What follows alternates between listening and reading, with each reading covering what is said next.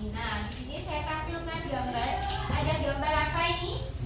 Bagai sama foton. Nah, kedua gambar tersebut berhubungan dengan sel volta, yang mana sudah kita sampaikan di pertemuan sebelumnya bahwasanya prinsip sel volta itu terjadi perubahan kimia menjadi energi listrik. Nantinya kita akan mempelajari dari kinerja sel volta itu bagaimana. Nah, hari ini yang akan kita pelajari di sini ada 1, 2, 3, 4, 5. Yang pertama adalah pengertian, yang kedua adalah rangkaian sel volta, yang ketiga adalah elektroda, 4 notasi sel, dan yang kelima potensial sel. Semuanya ini kaitannya dengan sel volta.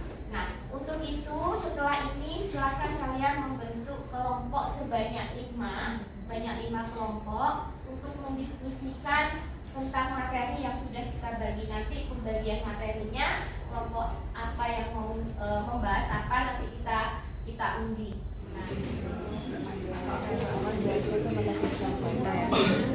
Di awal aku cuma jelasin kayak komponen sel volta itu ada apa aja, terus nanti intinya bakal membahas notasi sel volta.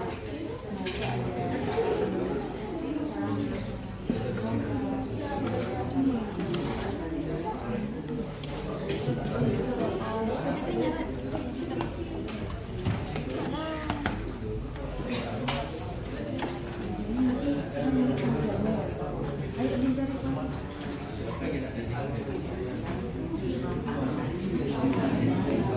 merupakan sel elektrokimia yang dapat menghasilkan energi listrik melalui redoks yang spontan. Sel volta sering disebut sel galvani karena volta dan galvani merupakan ahli yang menemukan sel elektrokimia. Ini fotonya. Pada sel volta, elektron dirancang untuk mengalir pada rangkaian kuat sehingga dapat menghasilkan energi. Agar terjadi seperti itu, maka reaksi oksidasinya harus dipisahkan dari reaksi reduksinya. Kemudian bagian-bagian rangkaian sel volta. Di sini ada voltmeter untuk menentukan besar dari energi potensial. Yang kedua ada timbangan garam untuk menjaga keseimbangan jumlah partikel dan elemen dalam larutan. Yang ketiga ada anoda atau elektroda negatif, elektroda stek yang menjadi tempat terjadinya reaksi oksidasi. Kemudian yang terakhir ada katoda atau elektroda positif, elektroda tembaga yang bertindak sebagai tempat terjadinya reaksi reduksi. Kemudian rangkaian sel volta ini terdiri dari 2 elektroda yang tertutup, jembatan garam dan juga larutan elektrolit di mana elektroda itu ditempatkan. Cara kerjanya itu dengan memisahkan 2 bagian reaksi redoks, yaitu setengah oksidasi dan setengahnya lagi reduksi. Transfer elektron yang terjadi pada saat rangkaian sel volta dijalankan menyebabkan munculnya aliran listrik. Kemudian elektron mengalir dari anoda ke katoda melalui kawat eksternal.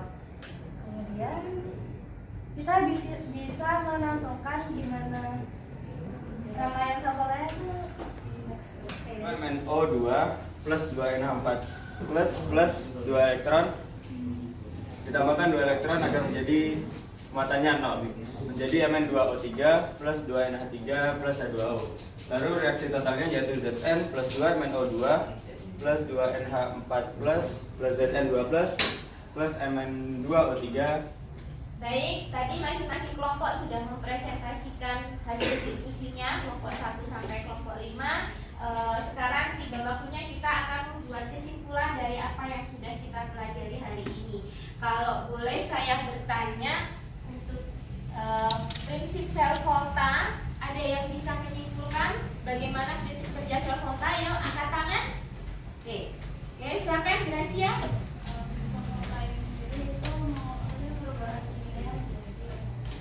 Perubahan kimia menjadi energi listrik. Contoh sel volta yang sering kita temui di lingkungan sekitar, silakan angkat tangan. Angkat tangan. Siva, silakan. Contohnya itu ada baterai lithium, aki, sama baterai nikel kadmium. Oke, ya terima kasih untuk kesimpulannya. Baik, untuk berikutnya kita akan close test. Nah, di depan itu sudah ada link yang bisa kalian akses. Sudah saya kirim ke WA juga linknya, silakan diakses. Sudah bisa semuanya, silakan dikerjakan soal yang ada untuk mengukur kemampuan kalian pertemuan hari ini.